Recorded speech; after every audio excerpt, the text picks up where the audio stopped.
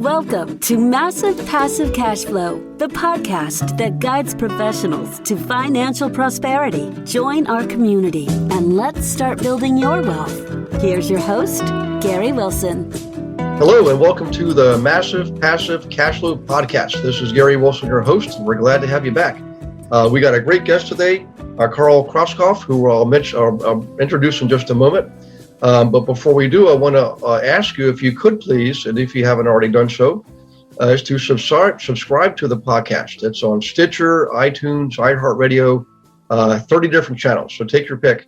And while you're online subscribing, go ahead and go to globalinvestoragent.com. We just created the website, and it showcases all of these investor agents we've mentioned the last few weeks who've been trained to help you and I. These are not traditional agents. They're trained and certified by us to help identify, analyze, and negotiate on and off-market real estate investment deals for all of us. 27 states and growing. So this is one of the greatest things I think I've ever seen. I'm glad to be part of it, and I'm glad to share it with you because it doesn't cost you a dime. So in any case, hey, Karl, first off, thank you very much for joining us. I know you're a busy guy, and I feel like we're pretty lucky to have you on here. So thanks for joining us. Oh, my pleasure. Thanks for having me. It's really great to be here. You know, I know we spoke for a couple minutes before joining on here, and I think the value that you and your team brings is immense to us investors, whether you're an operator like myself or an investor looking to buy a property anywhere within the nation. So, I'm super excited to have this conversation. I'm really glad and thankful to be on it, and look forward to doing business afterwards. You're very welcome. Thank you. Thanks for that too, by the way. Hey, if you wouldn't mind, I could probably think of a million things to discuss here, but I really like your background and how you've been able to progress and what you've been able to accomplish. Would you mind sharing with everyone just a little bit about where you are in your life, but also how you got there? Sure. And then we'll start going into the actual content. Sure. So I am with Aurora's Investment Group. My partner, Chris Bowen, and I started it about a year ago. And right now we are laser focused on two different assets, developments for townhomes and apartments, specifically in the Seattle, Washington area right now. And buying, and the second one being value add apartments nationwide. We've got several markets specifically in the Sun Belt in the southeast part of the U.S. where there are strong landlord-friendly laws, and we're really looking at buying. We've got an apartment down in Tucson, and looking to add another property under contract in the next 30 days. We've got some pretty lofty goals. We're at 30 million acquisition target this year, and we're looking to become a $2 billion asset under management company in the next 10 years. Awesome. Pretty lofty goals, but one thing that is really strong is writing down goals and then starting with your long-term vision and then working backwards, getting it all on paper, and things actually become a lot more realistic than you would think, such as a $2 billion asset under management company.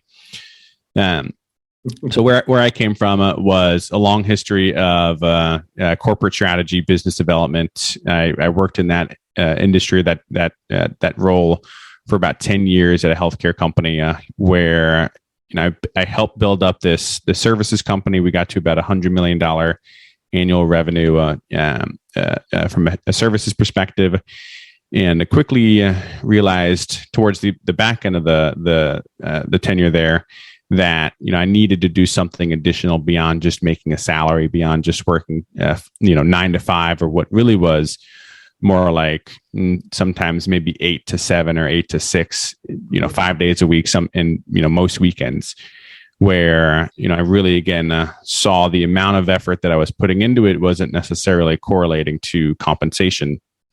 So, a friend of mine had turned me on to the idea of owning small multifamily. I had no idea that was possible. I always thought institutions owned duplexes and fourplexes. This was about 4 years ago now. And I did 6 months of research. I read books. I hated reading books. Mm-hmm. But once I picked up a book, my first book on real estate, I actually fell in love.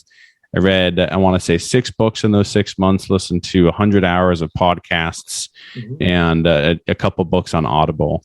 And again, absolutely just fell in love with the topic. Bought my first duplex after 6 months of research. Quickly realized that I had to get my capital back out. So I decided to do the craziest thing, which was flipping a home for my first time. Okay. And it was a hoarder home. So it was a massive, big remodel hoarder home. It was a floor to ceiling, just stuff. Anyway, fast forward an additional 2 years. I flipped about a dozen homes in the next 2 years while still working a full-time job. And at that same time, I also had a newborn. Wow. So I had a lot going on at that time. But I saw what the power of being active in real estate could do. But also recognize that that type of lifestyle is not at all for everybody. And some people have a certain degree and or a certain work area, like maybe it's I worked a lot with providers, physicians in that space, and so I saw what they were doing, the salary, the type of money that they were making, and how specialized they were, and they were doing really well for themselves. I wouldn't necessarily recommend taking that active lifestyle like I did in real estate. For them, I would recommend keep doing what you're doing. Do great. Keep providing excellent care to your patients. Mm-hmm. But on the side, take what you're making from your salary perspective and start to put it in investments, real estate investments, whether it's development opportunities or even better, depreciating assets like apartments, things that where you're holding on to the property to get some of that some of those tax advantages. So worked a lot with providers there. And then after about the second or third year of flipping, I decided that I wanted to scale this business. I no longer wanted to financial independence, retire early. Yeah. I wanted to actually build a real estate business, one that was focused on development, growing big, getting assets under management, performing for investors, and that really became my passion. And so this last 12 months has been when I've been full time in real estate. So I've been full time actually 12 months. 12 months probably next week. Really excited about it. Absolutely love it. It's been a whole lot more work than my W-2 job, but I actually enjoy it. I have passion. I love it. It brings me joy every day. Yeah. Well, it's funny. You mentioned that last part. I was able to retire early too. I retired when I was 40 from the corporate world. And for that next year, I actually worked harder than when I was I was in banking and IT, and we were doing a lot of mergers and acquisitions. And so I literally had a cot at my office. It was pretty bad there for a while as far as the workload. But when I left, it was a strange feeling because I'm completely independent now. I mean, right. I gave up the 401k, the 5 weeks vacation, the dental, all this. I mean, I was moving up pretty rapidly too, so it was a lot to walk away from.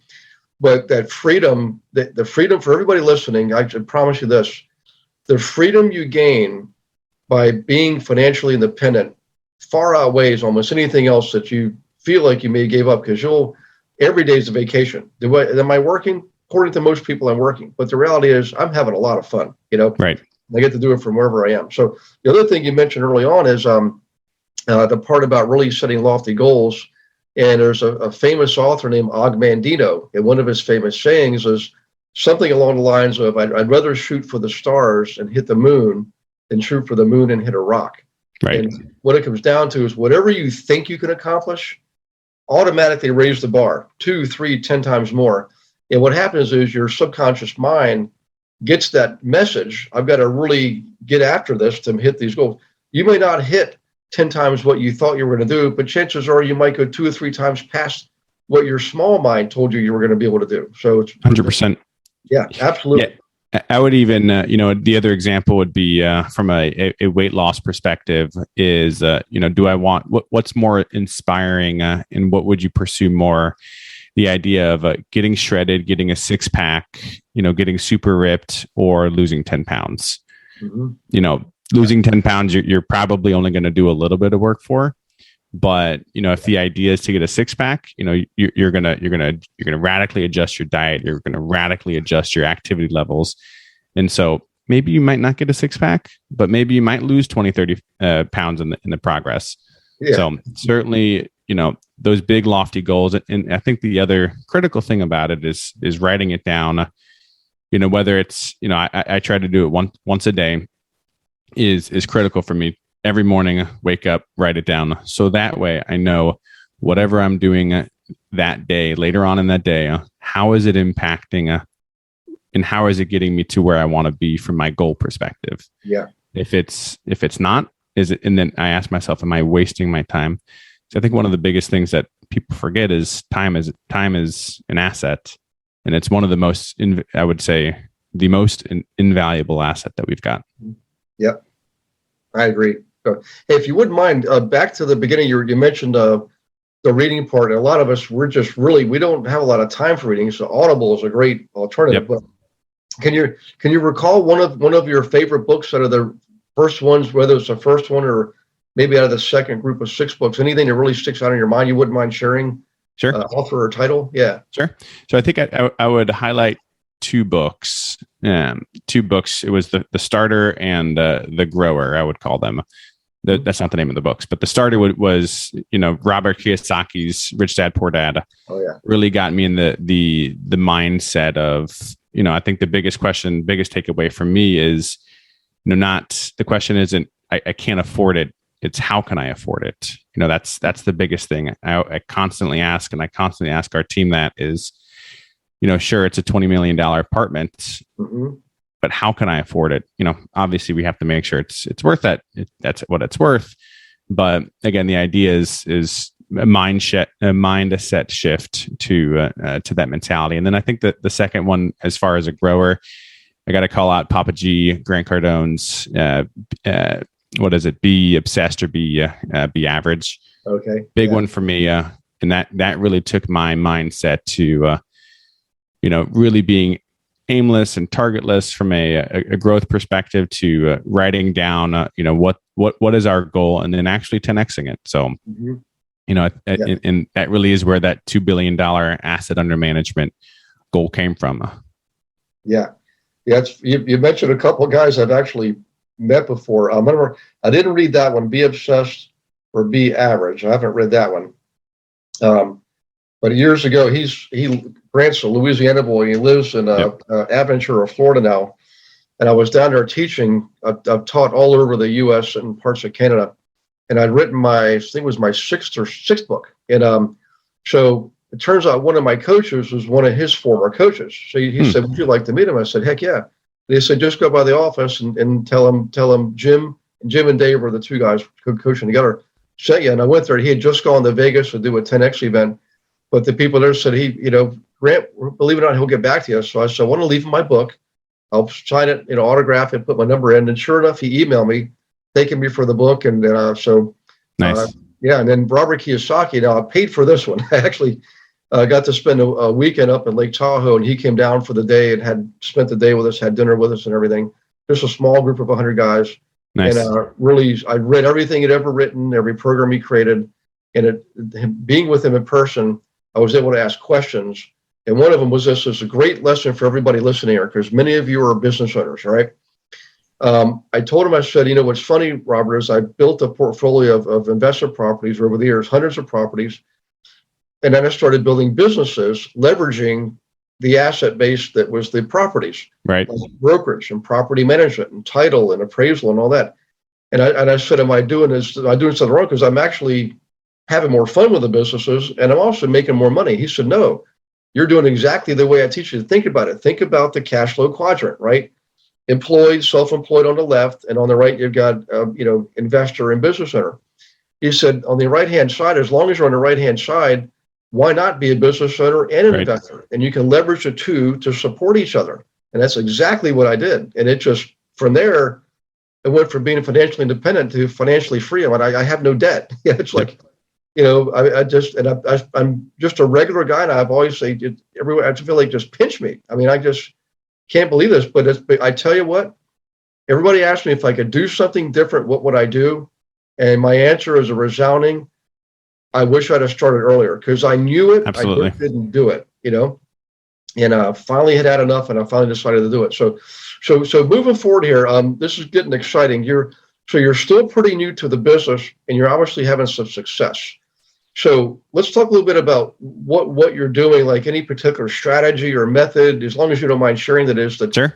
something that help people understand, because a lot of people are in that same boat. They have the ambition and they know they're talented enough and educated enough, but they just need something they can latch on to that they can understand, Hi, Gary here. Just want to say thanks real quick for listening to the podcast. We really appreciate you doing that. And all I want to do is take a quick minute to introduce you to the Healing House Foundation. Okay, so if you're watching this on video, I'm going to let you see it. If you're on podcast, you're not going to be able to see it, but you can see it in the click on the show notes on globalinvestoragent.com, and you can see, well, that's the main website, globalinvestoragent.com. And so it's a great place for you to connect, not just with me, but with all the agents we have around the country, and check it out. But more importantly, if you click on the Healing House Foundation, okay, you can read all about it. And this is a 501(c), totally voluntary. Nobody here makes a dime. So all the proceeds, 100%, go to local needs in your area where you live for people that need help, all walks of life. I mean, every one of us knows somebody that needs help. And this is our way to come back full circle in the world of real estate where we make so much money. Let's help those who are in need. Sometimes they need a helping hand. Sometimes they need to be taught how to fish, and sometimes they just need to fish. Sometimes they need both. So this is a way for you to participate. Check it out. All kinds of stories, examples. It's very flexible in that we can earmark funds for a particular need that you have in your area, as long as it's related to the need of housing. That's all. It doesn't matter what the underlying circumstances are. We pray for healing for everybody. So in any case, thanks for indulging me. Let's get back to the podcast. I think for me, the biggest thing was truly isolating and identifying what my passion was in terms of business. Mm-hmm. And then also isolating what were the things that I did not like doing, and being totally honest with myself. Like, I would love to be a detailed project management oriented person. Mm-hmm. I would love to, but I'm not. I'm not at all. Follow up, follow through, project management, detail level stuff is just not my forte. Mm-hmm. However, the growth, the obsession about growth, the obsession about business development and actually building a company, those just light my fire. Those get me excited. Those wake me up in the morning. Mm-hmm. Now, I was blessed enough to find my partner through some networking and some masterminding, Chris Bowen, who somehow, for whatever reason I don't understand, he actually loves the project management, the details, building up a system, getting processes in place. And, really to me, it was from a scalability perspective, it was putting the two of those together because, an ideal company, you've got growth and you've got processes, and then obviously all supported by all that is by people. Mm-hmm. And so, Chris and I, we started talking about like, what does it actually look like for us to partner up? What, do we even want to? We toyed around with the idea for about 2 months.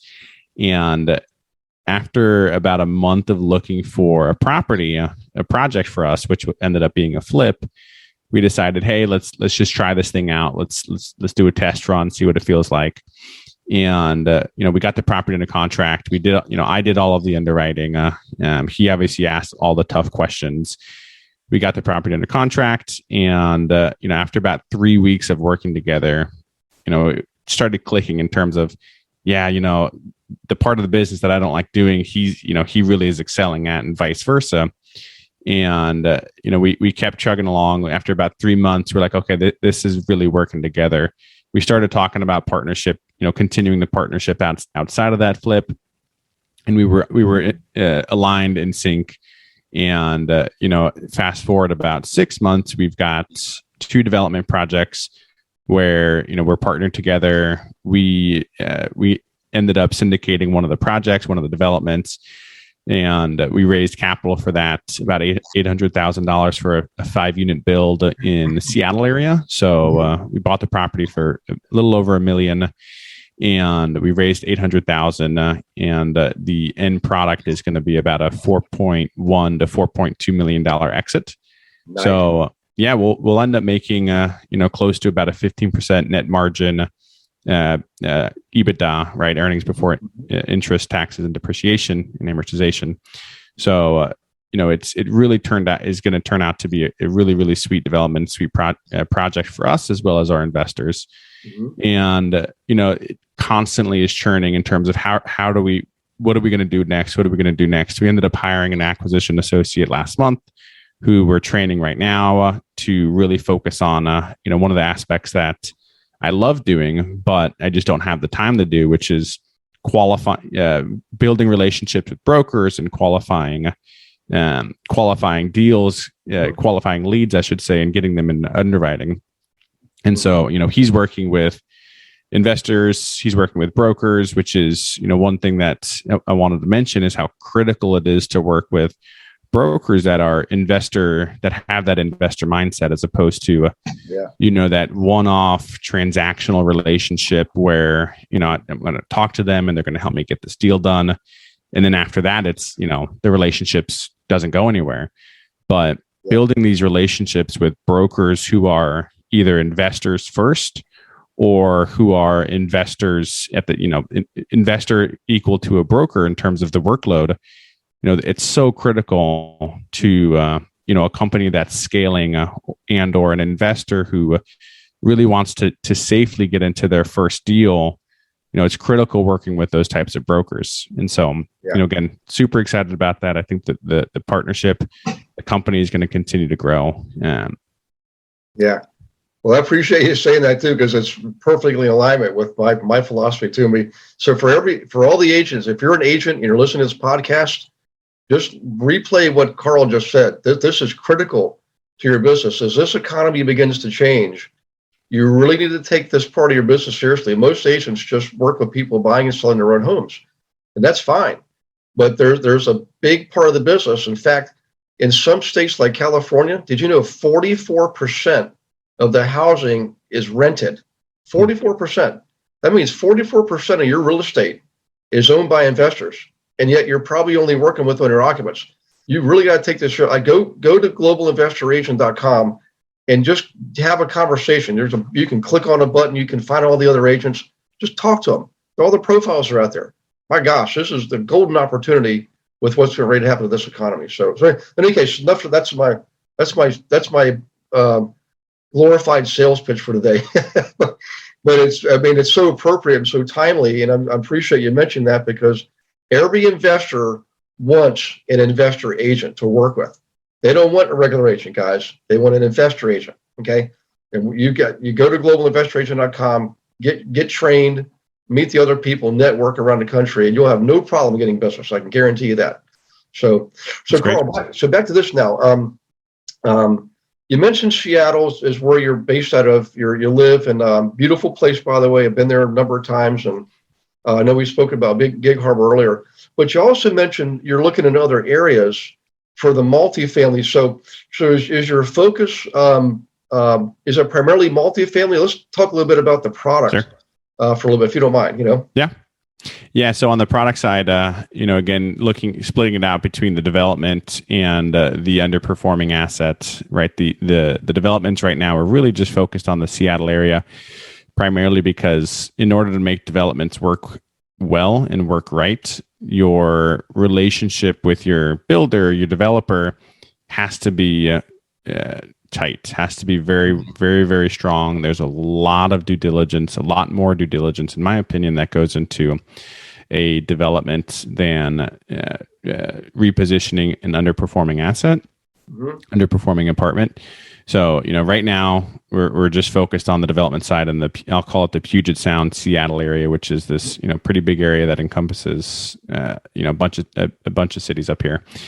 On the underperforming apartment side of things, you think about the Sun Belt, Phoenix, moving east to Dallas, Houston, Austin areas, southeast of Tennessee, Nashville, Knoxville, Chattanooga, Atlanta, Georgia. Raleigh, Durham in North Carolina, as well as, several markets within Florida, Jacksonville, Orlando, Tampa, West Palm Beach is, really our focus right now in finding and identifying a truly underperforming apartment. Right now we're working with many of the national brokers and building those relationships maybe it's not one of the listed properties right now, but, working with them to be able to build that trust that, we can go in, we can move in, we can close on a deal in a timely fashion, right? I think one big thing when you transition from single family homes to multifamily homes, there's this idea that you're going to continue moving quick. You're going to close in 30 to 60 days, probably more like 30 to 45 days on the single family homes. Mm-hmm. But that just doesn't happen. That doesn't happen on the multifamily side. Usually we're needing at least 45 days for the feasibility, right? Running through all the T12, which is the trailing 12-month profit and loss, going through rent rolls, all of these documents that really help us paint a picture of how the apartment has been operating and how we think we can reposition it, so that way we can get the value add when we get in, apply that value add strategy, whether it's decreasing operating expenses or typically increasing income via the usually either loss to lease or performing some major renovations to bring the units up to market. Yeah. Okay, excellent. That's always been my strong suit too. Is that's I've dealt with other types of properties, but the good old fashioned multifamily, it's like the story between the tortoise and the hare. It might not be the most glamorous thing, but boy, it's there every single day, day in, day out. And, right. and unless we start living in tents, always will be there. Yeah. We had I was at a conference this past weekend, and one of the speakers was from CBRE, a national brokerage firm, and he positioned the multifamily asset as a land of milk and honey.